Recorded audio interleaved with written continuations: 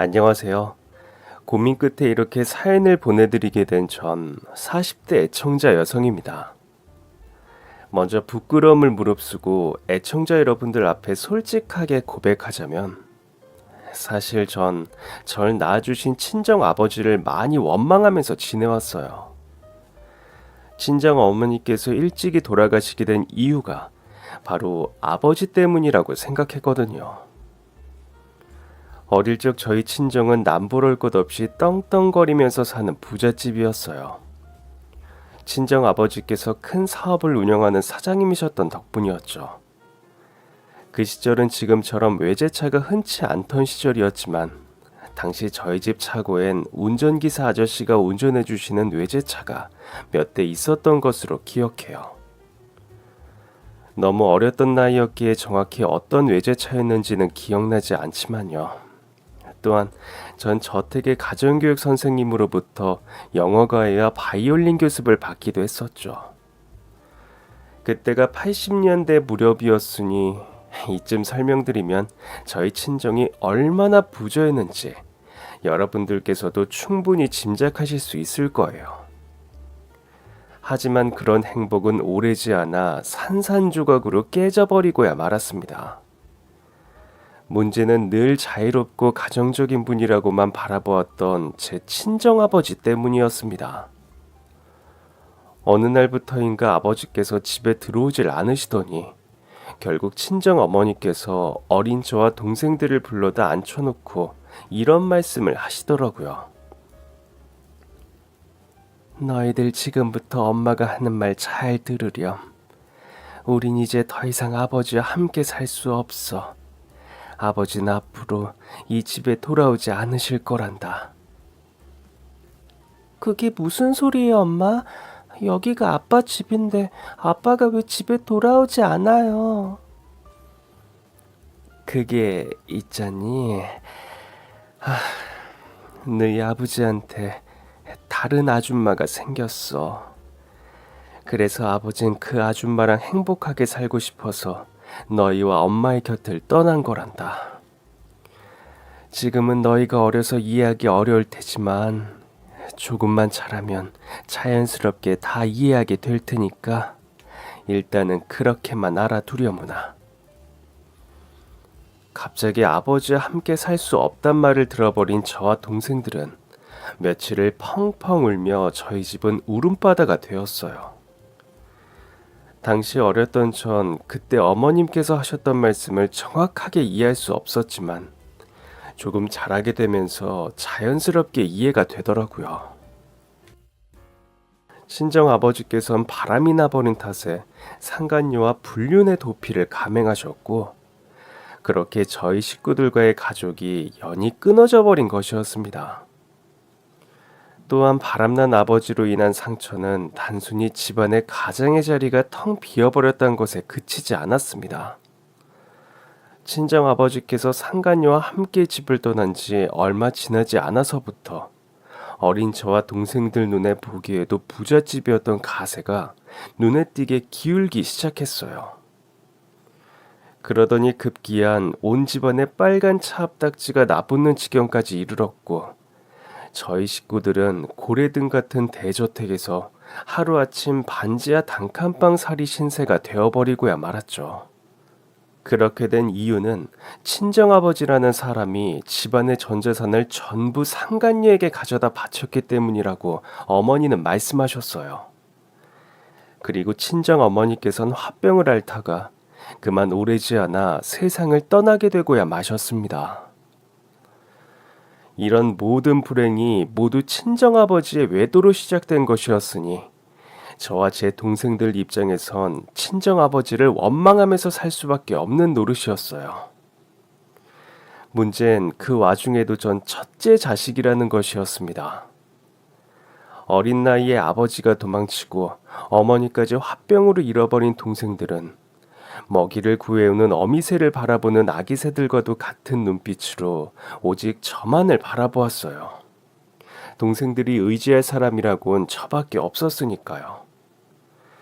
결국 전 14살이라는 어린 나이에 학교를 그만둔 채로 이 공장, 저 공장을 전전하며 어린 동생들을 먹여 살려야만 했습니다.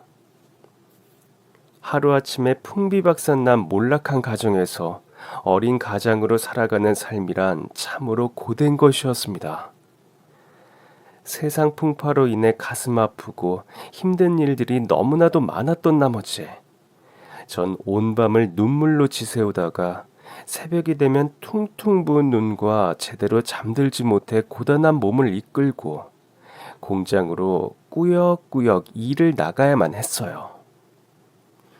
그런 가정의 삶은 제 또래 친구들이 대학을 졸업하고 결혼해 가정을 꾸리게 될 무렵에 들어서도 달라지지 않았습니다.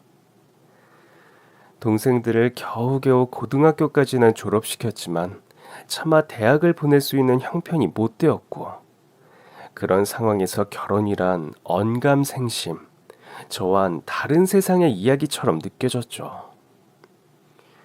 하지만 집신도 다 제 짝이 있다고 했었던가요? 결혼 따윈 꿈도 꾸지 못한 채로 그저 하루하루 기계처럼 일만 하던 저에게 진심 어린 사랑으로 다가온 남자가 있었으니 그 사람이 바로 제 남편이었습니다. 남편은 제가 오랫동안 근무해왔던 공장을 젊은 나이에 매입해서 새 공장장이 된 사람이었는데요. 이처럼 잘나고 능력 있는 남편이 저에게 먼저 다가오게 된 이유는 딱 한 가지였어요. 동생들을 알뜰살뜰 건사하는 제 모습에서 모성애를 느꼈다고 하더라고요. 알고 보니 남편은 자기를 낳아준 친어머니의 얼굴조차 모르고 살아온 사람이었습니다. 어머니께서 생명의 위협을 무릅쓰고 제 남편을 낳다가 그만 세상을 떠나셨다고 하더라고요. 그래서 남편은 모성애를 향한 막연한 그리움을 가슴 한구석에 늘 품고 살아오던 중 동생들을 건사하는 제 모습에서 모성애를 발견하고선 저에게 먼저 다가오게 된 것이었어요. 이처럼 서로가 똑같이 외로운 사람이었던 저흰 오래지 않아 결혼까지 바라보는 사이가 되었는데요.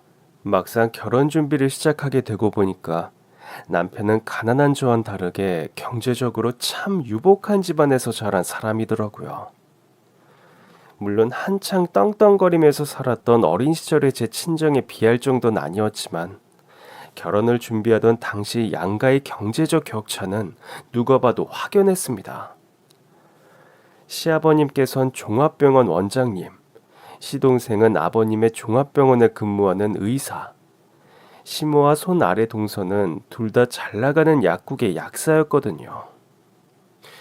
근데 듣다 보니 뭐가 좀 이상하시다고요. 시어머니께선 분명 제 남편을 낳다가 돌아가셨는데 시댁에 어떻게 시모가 있을 수 있느냐고요. 그건 저희 시댁이 재혼 가정이었기 때문이었어요. 아내를 일찍 잃은 시아버지께서 지금의 시모와 금방 재혼을 하셨던 거죠. 그래서 굳이 족보를 따지고 들자면 제 남편과 시모는 피 한 방울 섞이지 않은 사이예요. 시모가 낳아서 들어온 시동생과 제 남편도 피 한 방울 섞이지 않은 배다른 형제 사이이기도 하고요. 문제는 바로 그 시모와 시동생의 아내인 손 아랫동서가 저에게 무척이나 모질게 굴었다는 것이었습니다. 시모와 동서에게 모욕을 당하면서 살았다. 모욕이란 말은 너무 약해요. 모욕은 적어도 사람이 같은 사람한테 저지르는 짓이잖아요. 하지만 결혼 생활 당시 전 시모와 동서에게 동등한 인간 대접을 받아본 적이 단 한 번도 없거든요. 그래서 굳이 말씀드리자면 부자인 시댁에서 갖은 멸시를 받으면서 살았다고 말씀드리는 쪽이 맞겠네요. 시모와 동서의 멸시는 결혼 허락을 받기 위해 시댁에 처음 인사드리러 가는 날부터 곧장 시작되었습니다. 남편이 시아버지와 함께 잠시 담배를 피우러 나가자 시모와 동서의 따가운 시선이 제게 쏟아졌어요. 그날은 특히 동서가 절 아주 고깝게 대하더라고요. 우리 식구들은 다들 대학까지는 나왔는데 그쪽은 학벌이 어떻게 되시나? 고졸? 설마 중졸?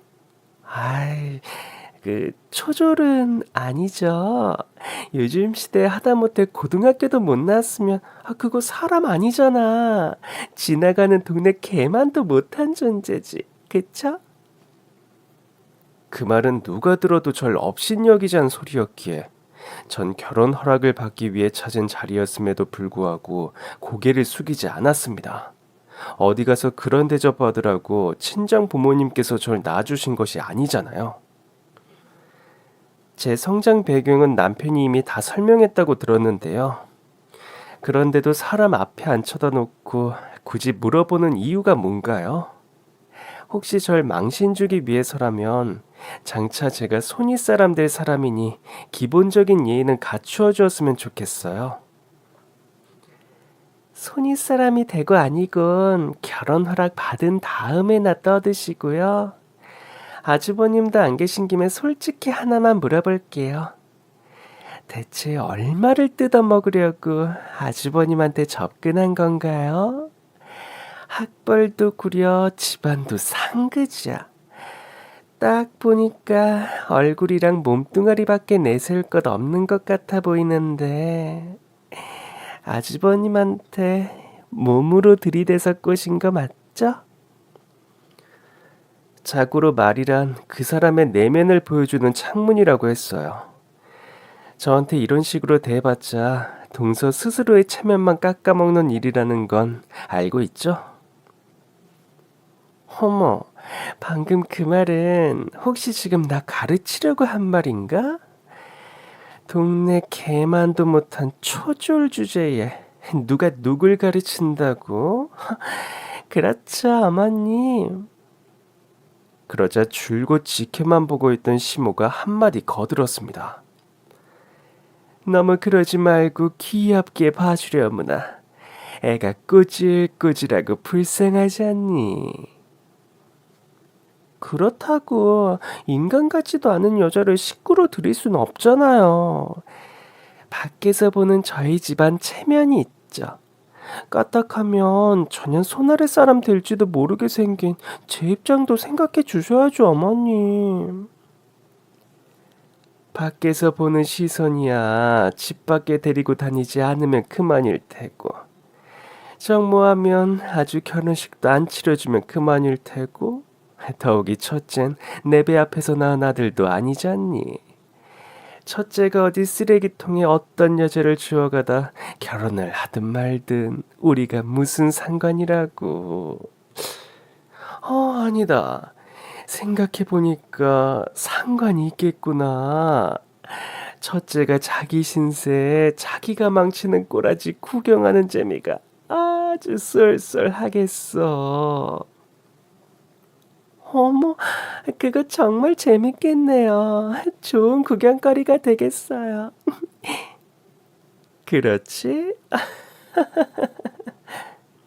이처럼 인격 모독이 난무하는 와중에도 저에게 주어진 단 하나의 희망이 있었다면 그건 바로 시아버님과 남편만큼은 제 편이었다는 사실이었습니다. 덕분에 전 시모와 동서의 결혼 반대를 이겨내며 간신히 결혼식을 올릴 수 있게 되었지만 시모와 동서는 역시나 가만히 있을 사람들이 아니었어요. 절 향해 온갖 개무시를 줄줄이 쏟아내었죠. 시모와 동서에게 당한 일들이 워낙에 많아서 그 중에서도 대표적인 일화만 골라서 소개시켜드리자면요. 어느 날 시모가 남편 몰래 절 어느 제약회사로 불러내더라고요. 제가 아무런 영문도 모르는 채로 도착한 그곳은 제약회사의 동물 실험실이었어요. 정확하게 말하자면 오랜 시간 청소가 제대로 되지 않은 탓에 분뇨 냄새가 코를 찌르는 동물 사육장이었죠. 바로 그곳에서 시모가 절 기다리고 있었습니다. 그래도 사람 말은 알아듣는 모양이네. 길 안 잊어먹고 잘 찾아온 거 보니까. 냄새. 대체 여기가 어딘가요? 절 왜 불러내신 거고요? 여기? 우리 친정오빠가 연구원으로 근무하는 제약회사 동물 사육장. 청소랑 관리하는 직원이 갑자기 사직서를 낸 바람에 보다시피 여기저기 분뇨가 쌓이고 엉망이지 뭐라니. 그래서 널 불러낸 거야. 수준이 딱이다 싶어가지고선. 지금 저더러 이 여길 청소하라는 건가요? 동물들 분뇨 뒤집어 써가면서? 왜 새삼 고결한 척하고 그러니? 천지분간 못하고 똥오줌이나 싸제끼는 짐승들이나 배워 처먹질 못해서 교양머리라고는 눈꼽만큼도 없는 너나 다 거기서 거기 똑같은 수준이잖아. 그래서 네가 딱이라는 거야. 너 같은 천것은 결국에 짐승이나 다를 바가 없거든. 뭘 멀뚱멀뚱 서 있어. 주제 파악 끝났으면 얼른 가서 똥 치우지 않고. 그렇게 말하며 신모가 일당이랍시고 제게 쥐어준 돈이 얼마였는 줄 아세요? 딱 짜장면 한 그릇 값이었어요. 너처럼 가난한 처지면 짜장면 한 그릇에도 감지덕지 감동의 눈물 콧물 쏟아내면서 먹을 줄 알아야 한다면서 말이죠. 그때 솔직히 전 눈앞에 놓여있는 분유통을 시모의 머리에 뒤집어 엎어버리고 싶었지만 애써 꾹 참으며 그냥 자리를 떠버렸습니다. 정말이지 마음이야 굴뚝 같았지만 제가 그렇게 해버리면 시모 말대로 짐승처럼 추악한 사람이 되어버릴 것만 같았거든요. 그래서 참았고 청소도 하지 않은 채로 쌩하니 자리를 떠버렸을 뿐 시모에게 기죽었다거나 하진 절대로 않았어요. 또 어느 날엔 동서가 자신의 유치원생 아들을 데리고 아침 일찍 절 찾아왔더군요. 그리곤 이렇게 말했어요. 운전할 줄 알지? 당분간 우리 아들 유치원 통학 운전기사 노릇을 해줘야겠어. 우리 남편이 미국 세미나에 참석해야 해서 통학시켜줄 사람이 없거든. 대신 누가 와서 우리 아들이랑 그쪽이랑 무슨 사이냐고 물어보면 우리 식구라는 말 입도 뻥끗하지 마. 파출부나 운전기사 뭐 그런 걸로 적당히 둘러대라고. 그쪽이랑 나랑 한 집안 식구라는 거 소문나면 쪽팔려서 얼굴 못 들고 다니니까. 동서, 지금 그게 부탁하는 사람 태도야? 그리고 명문대까지 나왔단 사람이 존댓말은 못 배웠나 봐? 엄연히 내가 손윗 사람인데 어따 대고 자꾸 반말이야 반말은. 누가 누구 손윗 사람이래. 결혼만 했다고 집안 식구 되는 줄 아는 모양인데 천만에. 넌 그냥 우리 시댁에 떡하니 들러붙은 병균일 뿐이라고. 명문대 졸업한 약사인 내가 한낱 병균 따위한테 존댓말을 올려붙일 순 없잖아? 안 그래? 그런 일이 반복되는 와중에도 제가 더 열불이 터져나갔던 건 말이죠. 시모와 동서는 정말로 필요해서 절 데려다가 부려먹으려고 했던 게 아니라는 사실이었어요. 사육장 청소야 제약회사 쪽에서 사람 구해가지고 하면 되니까 애초에 시모가 굳이 나설 필요도 없는 일이었고요. 동서의 유치원 통학기사 노릇 강요도 조카는 원래도 유치원 버스 타고 통학한다는 사실을 제가 버젓이 알고 있었거든요. 그런데도 시모와 동서가 왜 저한테 그런 행동을 했냐면 그들은 그저 절 괴롭히고 싶어서 일부러 핑계를 만들어냈을 따름이었어요. 심지어 시모와 동서는 저에게 시집살이는 일절시키지 않았습니다. 왜냐고요? 시집살이는 며느리한테 시키는 거잖아요. 하지만 그들에게 전 사람이 아니었어요. 그저 괴롭히면서 가지고 놀기 좋은 장난감일 뿐. 더욱이 시모의 악행은 비단 저에게만 국한된 일은 아니었습니다. 시모는 자기 배 아파 낳은 시동생과 일찍이 세상을 떠난 전처가 낳은 제 남편 사이에도 차별이 무척이나 심한 사람이었어요. 딱 잘라 말해서 좋은 거 만난 건 무조건 시동생 차지였고 제 남편은 아들 취급 한 번을 해주는 법 없는 사람이었죠. 물론 시아버지께선 늘 저와 남편의 편이 되어주려고 많은 노력을 하셨지만 시모의 자식 차별 앞에선 속수무책이었어요. 시아버지 당신의 종합병원에 물려받을 후계자는 공장장인 제 남편이 아닌 의사이자 시모가 배아파 낳은 아들인 시동생이었으니까요. 하지만 어쩌면 그런 해괴망측한 상황들이 저희 부부의 사랑을 더 강인하게 만들었을런지도 모르는 일이었습니다. 아니, 분명 그랬어요. 시댁과의 갖은 마찰을 겪으면서 저와 남편은 동병살련으로 인해 서로가 서로를 위한 방패막이가 되어주었으니까요. 덕분에 전 신모와 동서의 갖은 악행 속에서도 불구하고 역설적으로 제 인생 최대의 행복을 누리고 있었어요. 저에겐 남편이란 이름에 포근하고 든든한 그늘이 있었으니까요. 남편을 이전까지 제 평생 단 한 번도 제대로 가져보지 못한 평온하고 안락한 심정을 충만하게 느낄 수 있었으니까요. 그런데 바로 그 해, 어느 깊은 겨울밤의 일이었습니다. 그날도 전 시모와 동서에게 개무시를 당한 탓에 무척이나 속상해하던 참이었어요. 남편은 그런 절 위해 새해 일출을 보러 가자며 차를 끌고 나섰는데요. 일기예보에도 없었던 한방눈이 갑작스레 쏟아져 내린 탓에 남편과 저와 탄 차가 그만 빙판길에 미끄러져 버렸고, 정신을 차려보니 제가 남편의 장례식장에 멍하니 앉아 있더라고요. 차라리 그때가 훨씬 나았어요. 적어도 사건 당시의 기억은 전혀 남아있지 않았으니까요. 하지만 남편의 영정사진을 마주하는 순간 참혹했던 사건 당시의 기억이 마치 주마등처럼 떠올라 버렸죠.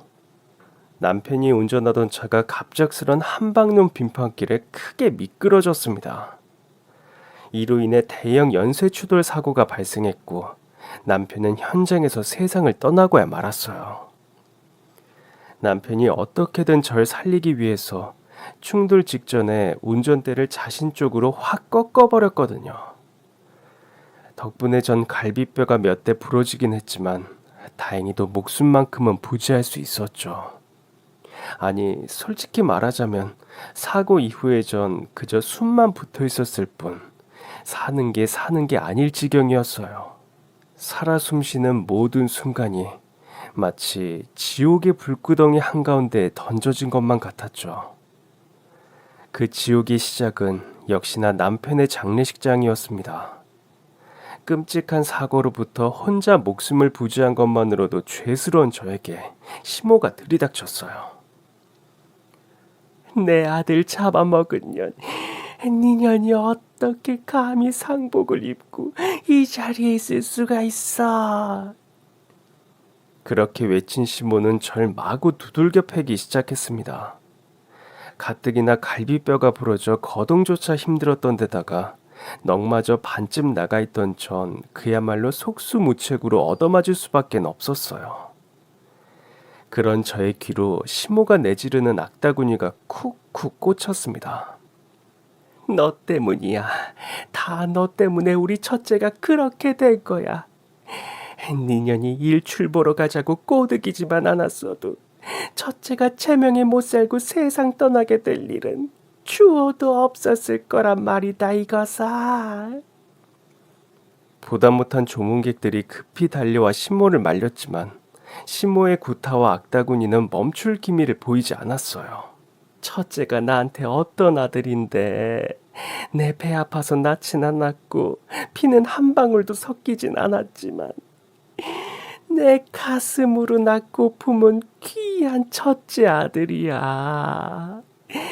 젖 먹여서 키운 둘째보다 더 많은 사랑 쏟아가면서 키운 첫째 아들이란 말이다 이거사. 그런 아들을 잡아먹고 나니까 속이 시원하더냐? 순간 전 속에서 뜨거운 분노가 치솟는 것을 느꼈고 그 분노 그대로를 신모에게 퍼부었어요. 웃기는 말씀 좀 하지 마세요. 어머님이 제 남편이랑 저한테 언제 자식 며느리 대접 제대로 한번 해주신 적 있으세요? 맨날 시동생만 챙기시고 제 남편은 객식구 찬밥 신세만도 못하게 대접하셨잖아요. 그리고 저한테도 며느리 대접은커녕 괴롭히면서 가지고 놀 장난감 취급만 하셨고요. 그래놓고 이제 와서 뭐라고요? 사랑하는 첫째 아들. 사람이 부끄러운 줄 아셔야죠. 그런데 말을 마치는 저의 눈에 신모가 회심의 미소를 슬쩍 짓는 모습이 보였습니다. 뭔가 좀 꿍꿍이가 있는 것 같은 느낌이 확 들었어요. 아니나 다를까 신모가 조문객 모두 들으라는 투로 이렇게 떠벌리더라고요. 아이고, 동네 사람들 여기 내 이야기 좀 들어보소. 쓰레기 같은 참년한테 아들 잡아먹힌 것도 모자라서 내가 몹쓸 시어머니 대접이나 받고 앉았으니 이런 취급을 받고도 이놈의 목숨줄을 이어가야 하는지 모를 일입니다. 아이고. 그런 시모의 말에 장례식에 있던 모두의 시선이 집중되었어요. 이에 시모가 또 몰래 회심의 미소를 짓곤 거짓 하소연을 시작하더라고요. 그 하소연의 내용인즉 이랬습니다. 시모 본인은 제 남편을 끔찍하게 아꼈는데 제가 남편을 꼬드기면서 시모와의 사이를 이간질했다. 결국 남편과 시모 사이는 거의 의절 단계까지 이르게 되었고 이에 시모는 모자 사이를 그렇게 만든 악덕 며느리인 절 용서할 수 없다 하는 것이었죠. 그때까지만 해도 전 시모가 대체 왜 그런 거짓 하소연을 해대는지 영 감조차 잡을 수 없었는데요. 이어지는 시모의 한마디가 저에게 결정적인 확신을 주었어요. 난 널 며느리로 인정 못하고 우리 식구로도 인정 못한다 이년아. 그러니 우리 첫째 아들한테서 받은 옷이며 결혼 가락지며 하나도 빠짐없이 싹 되돌려주고 몸뚱아리 하나만 가지고 우리 집안에서 썩 나가라 이년. 우리 첫째 아들이 남긴 재산에 눈독 들일 생각일랑 꿈에도 꾸지 말고. 네, 그랬습니다. 시모가 장례식장에서 거짓 좋은 부모 행세를 해가며 절 악덕 며느리로 몰아세웠던 이유는 바로 돈 때문이었더라고요. 하기사 재혼인 시모 입장에선 시아버지의 상속 문제가 늘 마음의 걸림돌이었을 거예요. 시동생을 억지로 의사로 만들어가지고 시아버지 소유의 종합병원 후계자로 세워놓았을 정도로 말이에요. 그런 시모에게 전처소생인 제 남편의 사망은 둘도 없는 기회로 보였을 테죠. 전처소생인 제 남편의 사망은 시아버지 재산의 상속 1순위가 시모 본인이 된다는 것을 뜻하니까요. 또한 시모는 내친 김에 제 남편이 남긴 유산에도 눈독을 들였던 것이었어요. 법적 배우자인 저 하나만 잘 제거해내면 제 남편의 유산은 1차로 시아버님에게 주어지게 되고 그 유산은 시아버님께서 돌아가시게 되면 먼 훗날 결국엔 시모에게 상속될 테니까요. 하지만 전 남편의 유산을 절대로 빼앗길 수 없었습니다. 절대로 돈 욕심 때문이 아니었어요. 남편을 자식 대접해주지 않았던 시모에게 유산이 돌아가는 꼴을 지켜볼 수 없기 때문이었죠. 그런데 아주 뜻밖의 복병이 나타났으니 그건 바로 시아버지였습니다. 줄곧 저와 남편의 편이 되어주려고 노력하셨던 시아버지. 그러나 남편의 장례식이 끝나자마자 돌변하셨어요.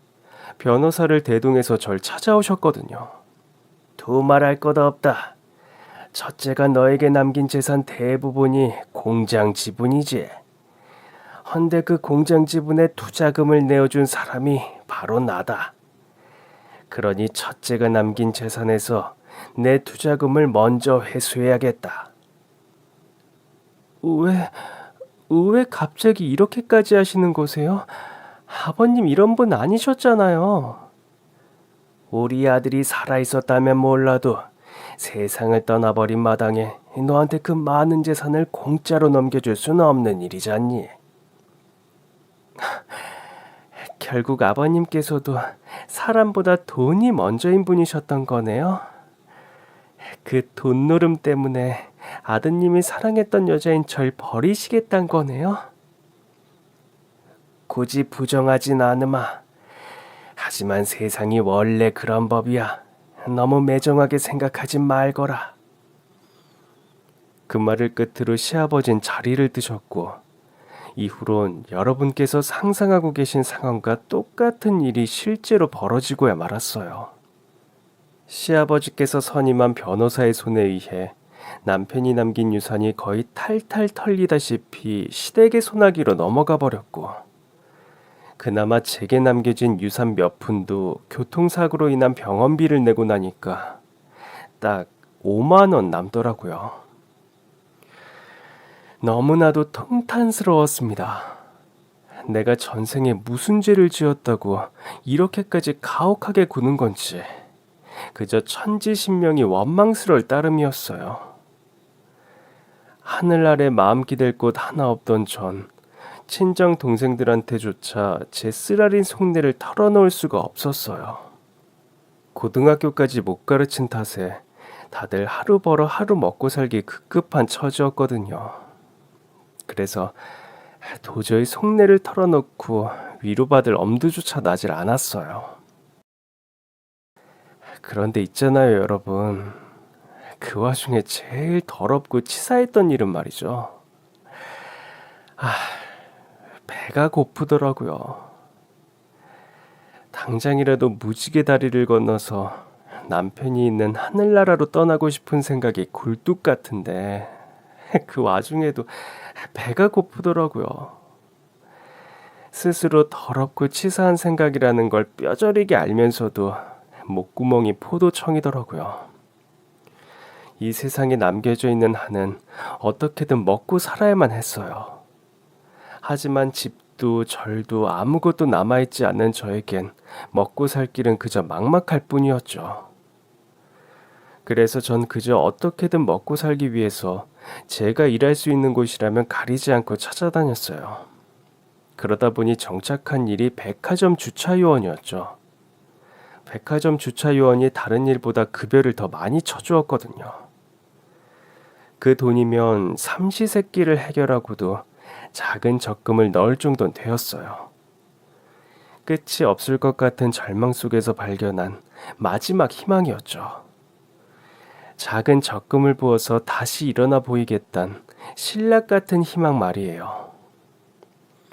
일단 희망을 되찾고 나니 백화점 주차요원 일이 하루가 다르게 부쩍 즐거워졌습니다. 하지만 한창 주차요원 일에 재미를 붙여갈 무렵에 전 이상한 느낌을 종종 받곤 했어요.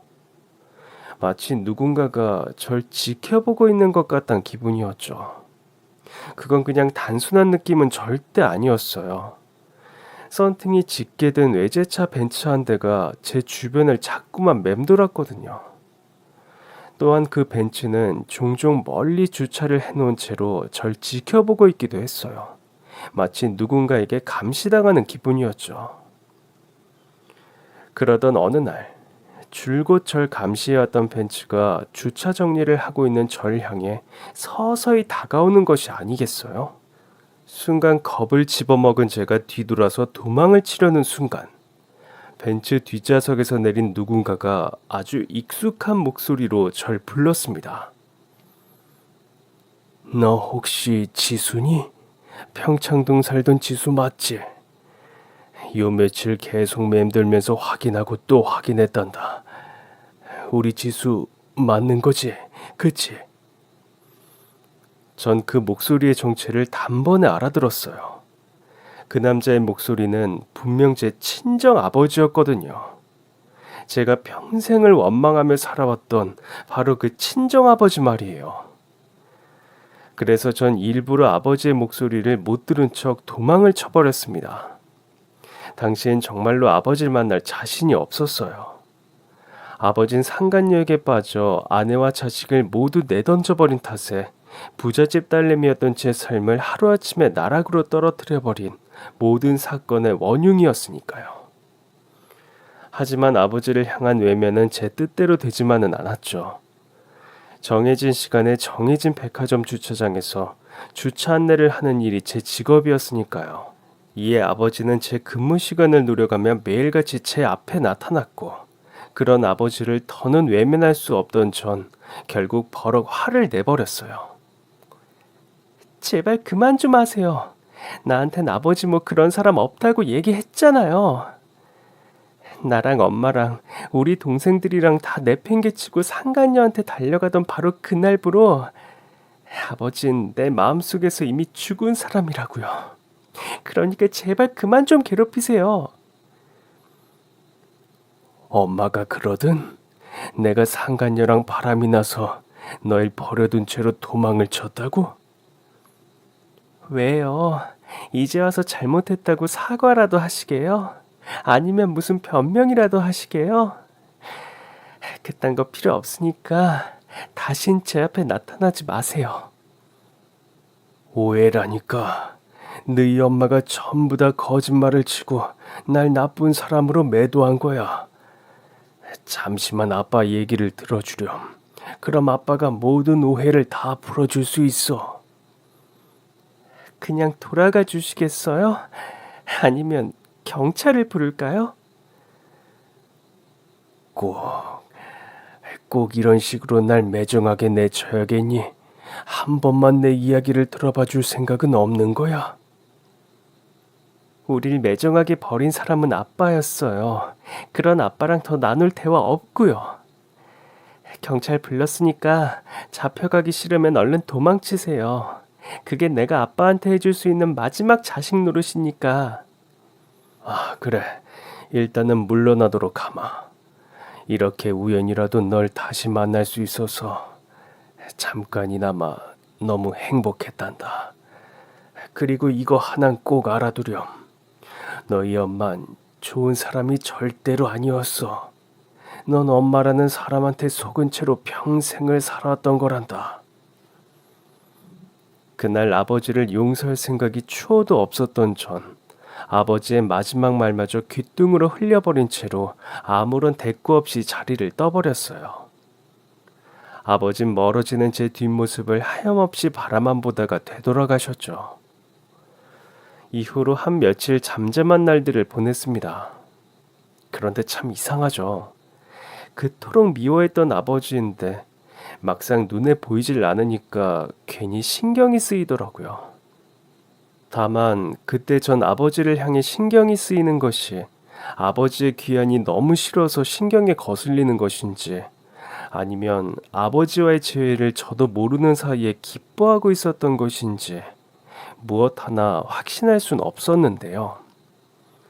그런 싱숭생숭한 심정을 품은 채로 주차요원 근무를 서고 있던 제 앞으로 익숙한 실루엣의 벤츠 한 대가 멈춰 섰습니다.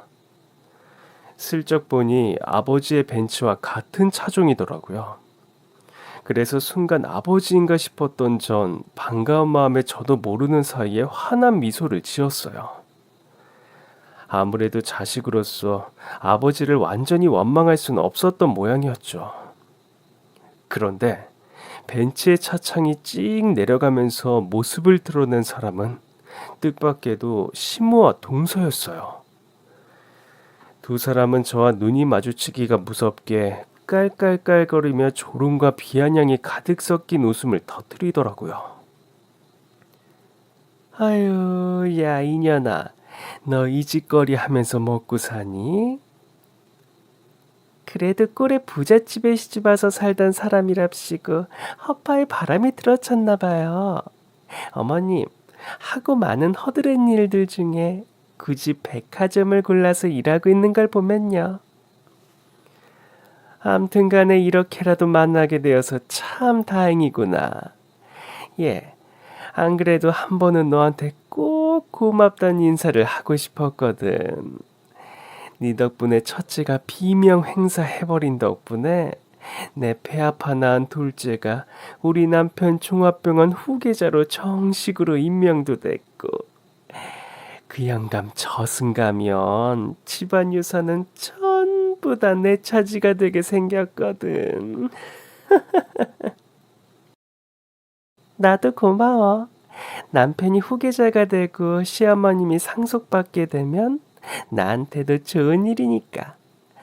살다 살다 동네 개만도 못한 년한테 도움을 받게 될 줄은 꿈에도 몰랐네. 그렇게 한참을 깔깔깔대며 웃던 동서는 급기야 제 얼굴에 지폐를 집어던지며 말했어요. 가서 주차비나 대신 정산해. 이 주제도 모르는 노비 같은 년아. 순간 격분한 전 이를 박박 깔며 대꾸했습니다. 너 내가 손윗 사람한테 반말짓거리는 버릇 고치라고 했지? 어머, 자꾸 누가 누구 손윗 사람이라는 건지 모르겠네. 집에서 쫓겨난 개한테 서열 따위가 어딨다구. 나이도 내가 너보다 5살은 더 많아 이년아. 그리고 너 자꾸 나 만만하게 생각하는데 두고 봐. 그러다 언제 한번 큰 코 다치는 수가 생길 테니까. 사람 대접도 못 받으면서 괴롭힘 당했던 일부터 우리 남편 유산까지 싹 뜯어갔던 일. 그리고 지금 오늘의 모욕까지 100배 1000배로 돌려줄 테니까 각오해. 그때 전 동서에게 악다구니를 지르긴 했지만 솔직히 아무런 근거도 자신감도 없는 악다구니에 불과할 뿐이었어요. 두 사람뿐만 아니라 시댁 전부와 맞서기엔 주차 요원인 제 신세는 너무나도 미약한 존재였으니까요. 물론 시모 또한 그 점을 잘 알고 있기에 대놓고 절 조롱하더라고요. 아이고 무서워라. 어디 마음대로 한번 해보렴. 우리가 누군지 알아? 여기 백화점 VIP 고객이야. 우리가 입김 한 번만 불면 휙 날아가 버린 먼지 같은 년이 어디서 센 척이야, 센 척은. 바로 그 순간 똑같이 생긴 또 한 대의 벤츠가 제 앞으로 멈추어 섰습니다. 갑작스런 두 번째 벤츠의 등장에 동서와 시어머니의 시선이 그 벤츠를 향해 쏟아지더라고요. 곧 검은 양복의 남자들이 두 번째 벤츠에서 내려 뒷자리 상석의 문을 열어주었죠. 그러자 벤츠 상석에서 헌실한 사내 한 해가 내려 땅을 딛고 우뚝 섰고 그 사내를 시모와 동서가 마치 어디서 본 사람이라는 듯이 유심히 쳐다보기 시작했죠. 전 그저 당황스러울 뿐이었어요. 그 중년 사내는 찾아오지 말아달란 제 부탁을 어기며 또다시 절 찾아온 친정 아버지였거든요. 아니, 왜 또 오셨어요? 다신 제 앞에 나타나지 말라고 했잖아요. 너무 보고 싶어서 딱 한 번만 더 얼굴 보고 가려고 했어. 그런데 와보니까 이 사달이 나 있지 뭐니. 일단 이 상황부터 정리해 놓은 다음에 마저 이야기하도록 하자꾸다. 그렇게 말한 친정 아버지께선 서리빨이 성성한 모습으로 돌변해 선 시모 그리고 동서와 마주 서셨어요. 설마 하니 제 얼굴을 모른다고 발뺌하진 않으시겠죠? 글쎄요, 나 좀 많이 읽는데 기억이 잘 나지 않아서리. 남편분 병원 주주 총회 때 배웠죠.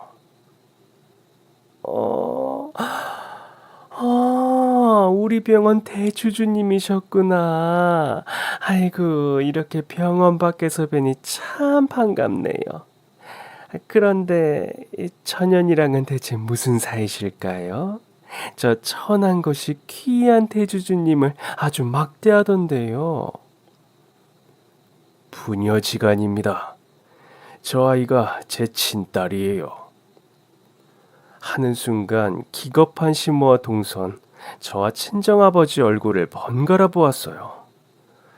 그러더니 이내 저와 아버지 얼굴이 꼭 빼닮았다는 사실을 깨닫곤 거품 물고 기절을 해버렸죠. 저로선 도통 이해하기 어려운 상황이었는데요. 제 친정아버지가 시아버지 병원의 대주주였다더라고요. 대주주의 친딸에게 아버지 보는 앞에서 온갖 모욕을 다 줘버렸으니 시모와 동서 입장에선 이제 끝장이라는 충격으로 인해 개거품을 물고 기절을 했던 것이었어요. 하지만 아버지의 분노는 그들이 꼴랑 개거품을 물고 기절 정도 했다고 해서 사그라들 수 있는 것이 아니었어요. 아버진 시모와 동서가 정신을 차리기를 기다렸다가 시모에게 딱 한마디를 던지곤 먼저 앞장을 서서 자리를 뜨셨죠. 딱 10분 드립니다. 내 사무실로 당신 남편 불러다가 무릎 꿇려 놓아요. 그랬더니 시모가 시아버지를 정말 딱 10분 안에 불이 나게 데려다가 제 아버지의 사무실에 무릎을 꿇려 놓았더라고요. 물론 시아버지 옆엔 시모와 동서가 나란히 꿇어앉아 머리를 조아리고 있었죠. 그 기세등등하던 집안이 아버지의 말 한마디에 설설 기는 꼴이라니. 참. 아무튼 그날 친정아버진 비록 제가 그동안 시댁에서 당해왔던 수치스러운 일들에 대해선 잘 모르셨지만 적어도 그날 당일 당신께서 직접 목격한 업신여김에 대해서만큼은 아주 분명하게 혼쭐을 내주셨어요. 김 원장님, 제가 누굽니까? 저희 병원의 대주주이시자 최대 투자자이십니다. 그렇죠. 병원의 대주주이자 최대 투자가가 입김 한번 훅 불면 김 원장님네 식구들은 어떻게 될까요? 그게 먼지처럼 나가 떨어지겠죠. 네, 맞습니다. 아주 정확한 대답이셨어요. 그런 의미에서 제가 지금부터 입김 한 번에 나뒹구는 인간 먼지를 한번 보여드리겠습니다. 말씀을 마친 아버지는 시모의 면전에다 대고 훅 하고 입김을 한번 불었어요. 하지만 시모는 그런 아버지의 행동이 무엇을 의미하는지 이해하지 못한 채로 그저 멍하니 있을 뿐이었죠. 참 답답하시네요. 제가 방금 여사님께 입김을 훅 하고 불었잖아요. 그러면 여사님은 어떻게 행동하셔야 할까요? 그제서야 무언가를 깨달은 시모의 얼굴이 수치심으로 벌겋게 달아올랐습니다. 하지만 이내 모든 것을 체념한 듯 이렇게 온몸으로 바닥을 내뒹굴었죠. 마치 아버지의 입김 한 방에 나가 떨어져 버린 인간 먼지처럼 말이에요. 이어지는 아버지의 두 번째 타깃은 바로 동서였습니다. 아까 보니까 개만도 못한 년 어쩌고 하는 소리를 해대던데 그거 제 딸아이에게 한 말인가요? 설마 아니겠죠? 아니어야 그쪽한테 이로울 텐데. 그건 저 스스로한테 한 말이었습니다, 대주님. 전 개만도 못한 년이거든요.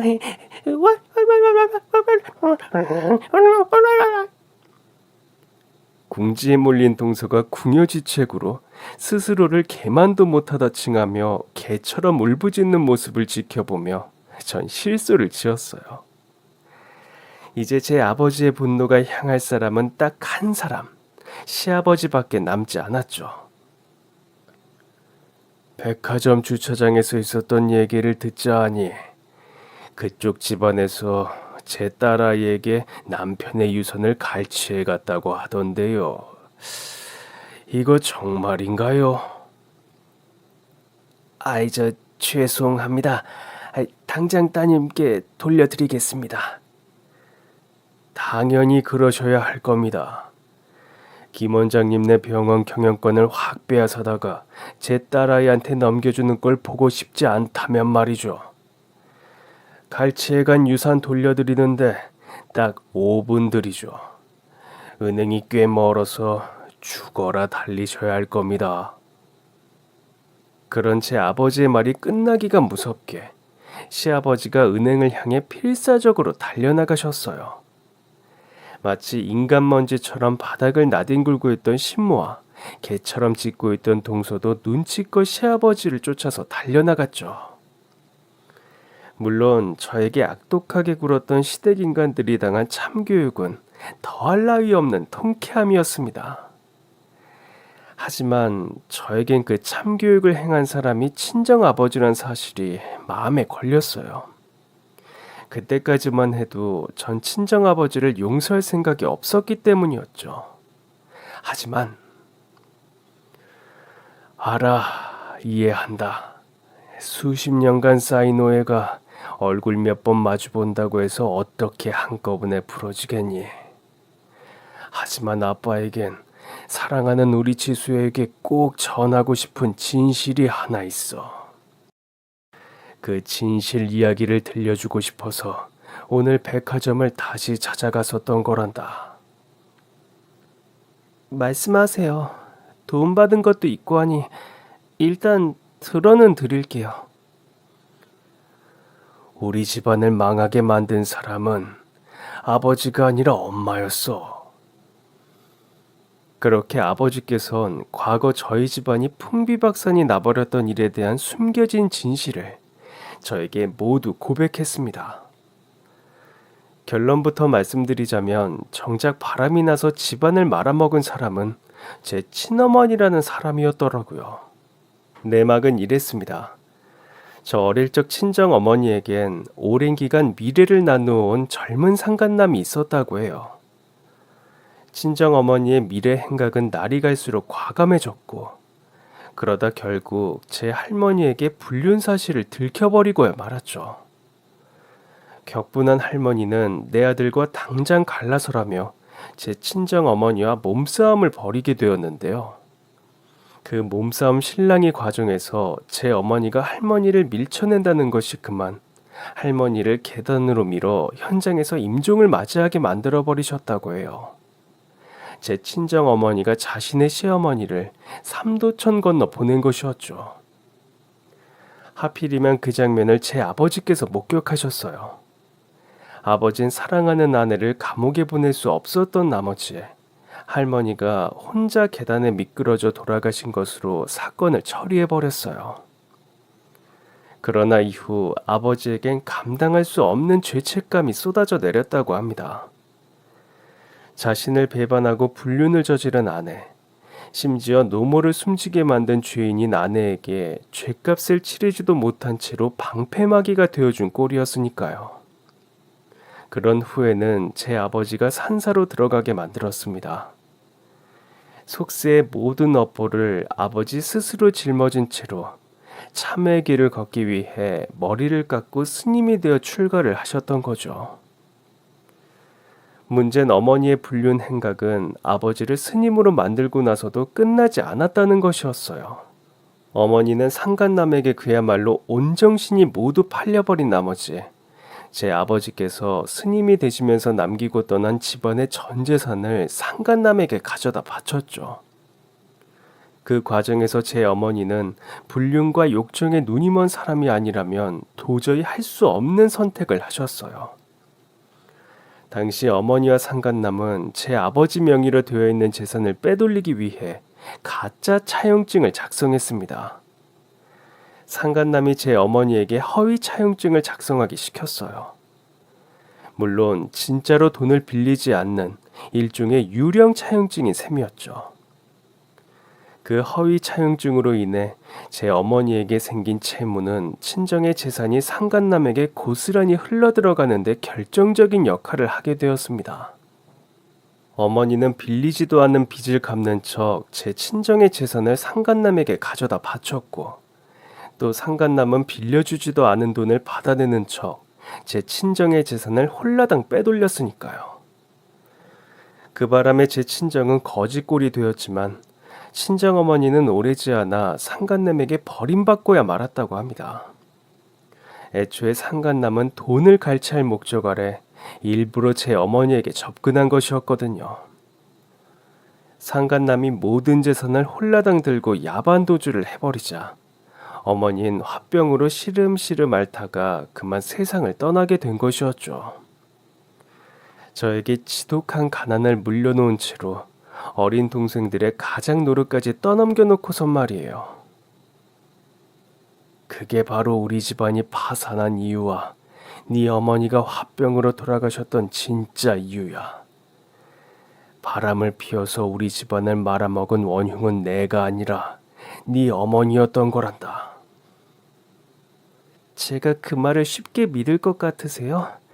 수십 년 동안 저랑 동생들을 방치한 사람의 말을 괜한 엉뚱한 핑계로 멀쩡한 우리 엄마 이상한 사람 만들지 마시라고요.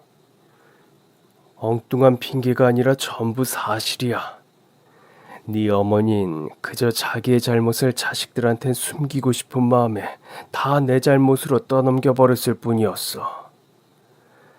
모든 사실을 알게 된 내가 수행의 길을 단념하고 자식들을 제대로 건사하기 위해 속세로 돌아왔을 땐 이미 너랑 동생들 모두 연락이 두절된 상태였고, 그러다 얼마 전에 백화점 주차장에서 널 우연히 다시 마주치게 된 날엔 얼마나 기뻤는지 모른단다. 혹시 무슨 증거라도 있으세요? 바람 피워서 집안 말아먹은 사람은 오히려 엄마였고 아버진 피해자였단 증거 말이에요.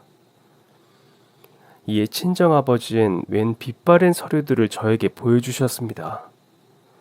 그 서류들은 제 친정어머니와 상간남이 집안의 재산을 빼돌리는 과정에서 작성했던 허위 차용증이었어요. 엄마가 정말로 유령 차용증을 작성하는 형식으로 상간남에게 제 친정 재산 전부를 홀라당 가져다 바쳤더라고요. 이제 좀 내 말을 믿어주겠니? 하나만요. 하나만 더 물어볼게요. 왜 속세로 돌아오셨어요? 엄마가 할머니 돌아가시게 만든 일로 충격받아서 불가에 귀의하셨다면서요. 불자로서 수행하고 아내의 업보를 내가 대신 속죄하는 삶도 보람찬 삶일 수도 있겠지만 난 결국 너희와의 인연을 끊어낼 수 없는 사람이더구나. 사랑하는 우리 자식들의 아버지이기를 도저히 포기할 수가 없었어. 그래서 속세로 돌아오게 되었고, 언젠간 다시 만날 수 있을지도 모르는 자식들을 호강시켜주기 위해 참 억척스럽게 사업을 다시 일으켰단다. 그런 아버지의 말씀을 들으며 전 그야말로 쥐구멍이라도 있다면 찾아서 숨어 들어가고 싶은 심정이었어요. 그래서였을까요?